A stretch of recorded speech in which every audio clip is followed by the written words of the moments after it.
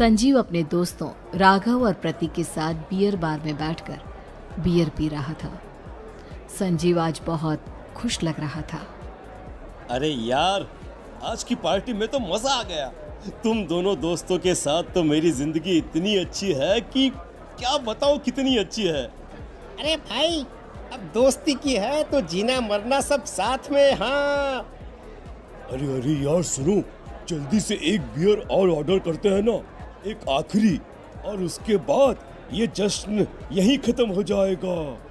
अरे हाँ, क्यों नहीं। वेटर, जल्दी से 2 बियर की बोतल लेकर आओ। आज मेरे दोस्तों को जश्न मनाना है, क्यों? इतने में वहां पर एक बहुत सुंदर लड़की छोटे छोटे कपड़े पहनकर हाथ में बियर की बोतल लेकर उसके पास आती है। ये लीजिए, आपने बियर ऑर्डर की थी ना, मैं लेकर आ गई। क्या बात है यार, इस बार की वेटर तो बड़ी सुंदर है। अब बियर लेकर आई हो तो अपने हाथों से ही पिला दो ना। हाँ, क्यों नहीं, जैसा आप बोलोगे मैं वैसा ही करूँगी। क्या बात है यार, अब तो लगता है रोज यहीं आना पड़ेगा। उसके बाद वो लड़की उन तीनों को बियर सर्व कर देती है। पार्टी करने के बाद वो तीनों अपने अपने घर जाते हैं। प्रतीक, संजीव और राघव को उनके घर छोड़कर जैसे ही अकेला अपनी कार में आकर बैठता है तो अचानक उसे एहसास होता है जैसे उसकी कार की पीछे वाली सीट पर कोई बैठा हुआ है। वो तुरंत पीछे मुड़कर देखता है। तुम यहाँ क्या कर रही हो? और तुम मेरी कार में कब आई? अरे तुम तो बार में वेटर थी ना। बस ऐसे ही मेरा दिल कर रहा था आपके साथ आपके घर चलने का, इसलिए मैं आपके साथ चली आई। अरे लेकिन तुम मेरी कार में आई कब? अभी कुछ देर पहले तो यहाँ पर मेरे दोस्त बैठे हुए थे। प्रतीक के इतना बोलते ही उस लड़के का चेहरा खतरनाक तरीके से बदल जाता है।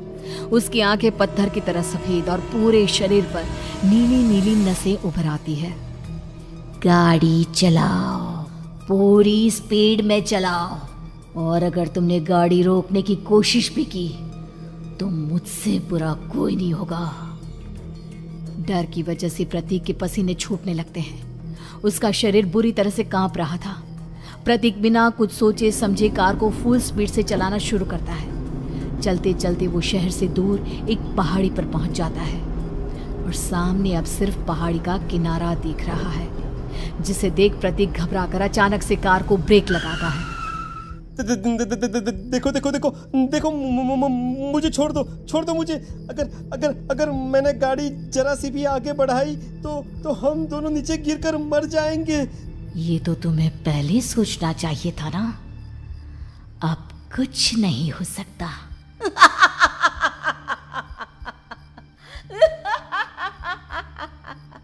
छोड़ दो मुझे। नहीं, प्लीज मुझे छोड़ दो। प्लीज मुझे जाने दो। छोड़ दो मुझे। गाड़ी आगे बढ़ाओ। और तभी अचानक से बिना प्रतीक के स्टार्ट किए उनकी कार आगे बढ़ती है और गहरी खाई में गिर जाती है। उसके चीखने की आवाजें चारों तरफ सुनाई देती है।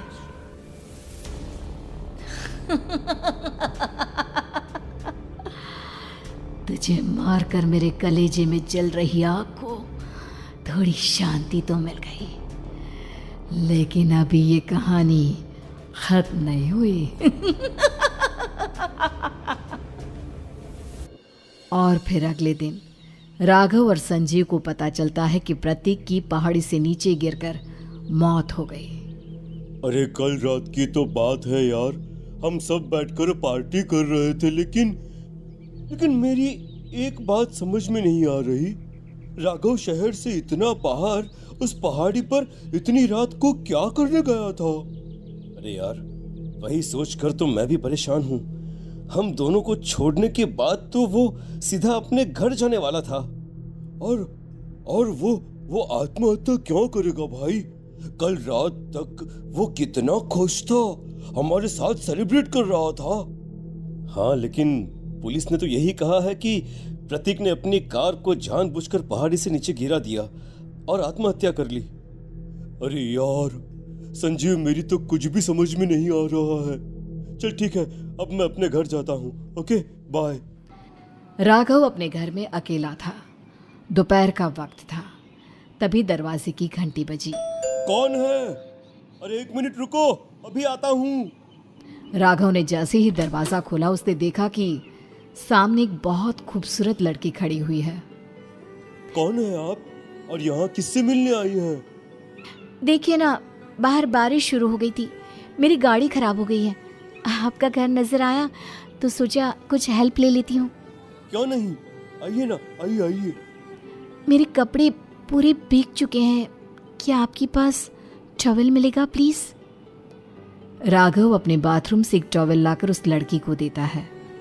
थैंक यू सो मच, अब मैं चलती हूँ। अरे इतनी क्या जल्दी है? आप चाहे तो बारिश रुकने तक यहाँ पर रुक सकती हैं। हाँ। लड़की ने पलटकर राघव की तरफ देखा। नहीं, मुझे जाना होगा, मेरा काम बाकी है। और वो वहां से चली गई। उस लड़की के जाने के बाद राघव अपने बाथरूम में नहाने के लिए गया और जैसे ही उसने बाथरूम में देखा तो उसका टॉवल वहीं पर लटका हुआ था। उसने टॉवल हाथ में लिया तो देखा कि उसका पूरा टॉवल खून के धब्बों से सना हुआ है। अरे अरे ये क्या? ये टॉवेल तो मैंने उस लड़की को दे दिया था। ये वापस मेरे बाथरूम में कैसे आ गया? और इस पर ये खून के धब्बे कहां से आ गए?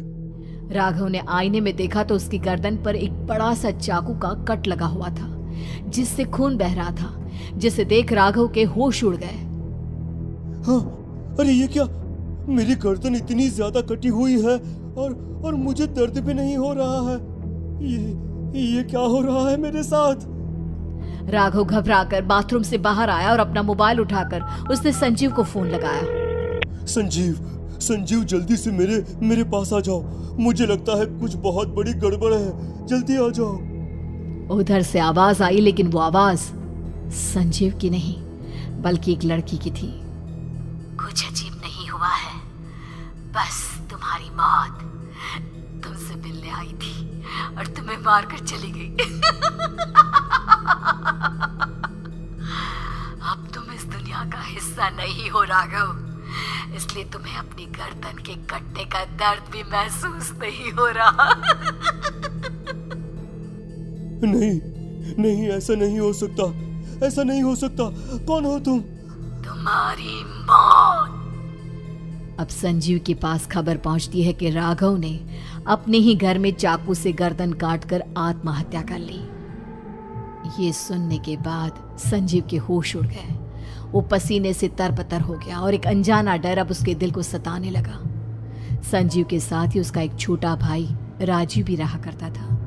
अपने भाई को इस तरह परेशान देखकर राजीव उसके पास आया। अरे भैया, क्या हुआ भैया? आप इतने घबराए हुए क्यों लग रहे हैं? प्रतीक और राघव की मौत, मेरा मतलब मेरी कुछ समझ में नहीं आ रहा भाई। अचानक से मेरे दोनों दोस्तों ने आत्महत्या क्यों कर ली?